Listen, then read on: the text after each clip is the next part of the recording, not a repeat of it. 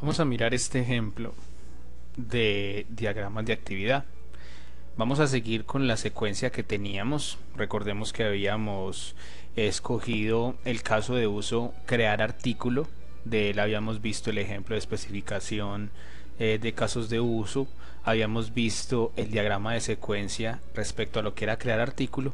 Ahora vamos a ver el diagrama de actividad correspondiente también a ese caso de uso que se llama crear artículo. Entonces aquí podemos ver que utilizamos el método de lo que son las calles, donde tenemos el objeto patrón, línea de producción, tipo de prenda, tipo de consumidor, jefe de producción, diseñador, artículo, talla, foto, material y fase. Aquí tenemos mezclados tanto los objetos del sistema como los actores. Aquí vemos el jefe de producción y vemos el diseñador. Entonces aquí estas columnas que vemos nos identifican cuáles son las responsabilidades que tiene cada uno de estos objetos. Por ejemplo, el objeto patrón tiene responsabilidad en estas dos actividades de acá, ¿sí? No tienen nada más.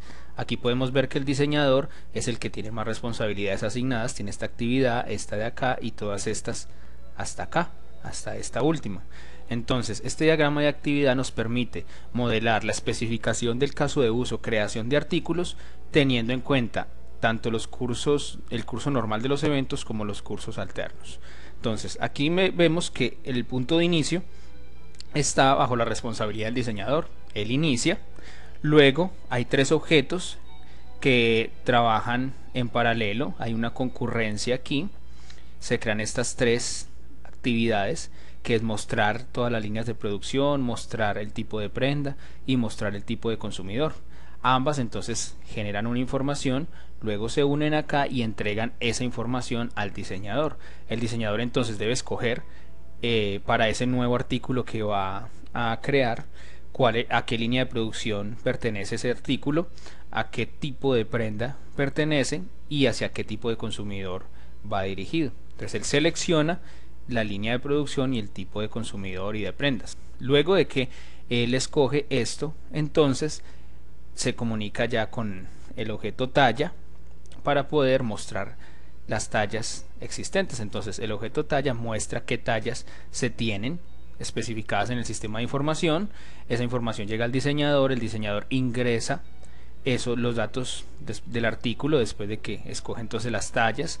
Él ingresa los datos respectivos del artículo, luego seguimos aquí en el flujo. Entonces ahí ya él desea de pronto agregarle una foto a ese nuevo artículo que va a generar. Entonces el objeto foto dice que muestra el listado de fotos. Aquí vemos una bifurcación, algo que está diciendo entonces ver foto, si existe coge por este camino y si no existe coge por este otro camino de acá. Entonces si existe va directamente y al diseñador para que ingrese la foto, pero si no existe una foto entonces se debe adicionar una foto de ese artículo específico. Aquí vemos una nota que dice foto creada. Entonces aquí estamos especificando con este mensaje que aquí se genera un objeto de esa nueva foto que se va a generar. Entonces de aquí vuelve otra vez al mismo flujo, se ingresa entonces esa fotografía y luego entonces después de que tenemos ya las fotografías vamos a ir a mirar los patrones que tiene ese nuevo artículo. Recordemos que los patrones son como los moldes de los que se están compuesto un artículo. Entonces va a mostrar los patrones. Entonces aquí viene otra bifurcación donde decimos si existen los patrones que se van a utilizar para ese artículo, entonces simplemente se ingresan esos patrones, pero si no existe se deben adicionar y se debe entonces crear una nueva instancia de la clase patrones. Entonces patrón creado viene aquí, seguimos aquí en el flujo, seguimos otra vez en el diseñador. El diseñador entonces va a ir a mirar los materiales de los que se compone ese artículo, ven y se comunica con la clase material. Ella entonces le muestra el listado de materiales. Entonces si existen los materiales para ese nuevo artículo, entonces él ingresa los materiales, pero si no existe se adicionan y entonces aquí se crearía un objeto de la clase material. Seguimos aquí en el flujo, entonces decimos que se ingresan los materiales Luego se registran los precios de los componentes, de cada uno de los componentes, o sea, de los patrones y de los materiales. El diseñador entonces ingresa esos precios. Venimos acá a este lugar, a las fases. Ya entonces se muestra un listado de fases.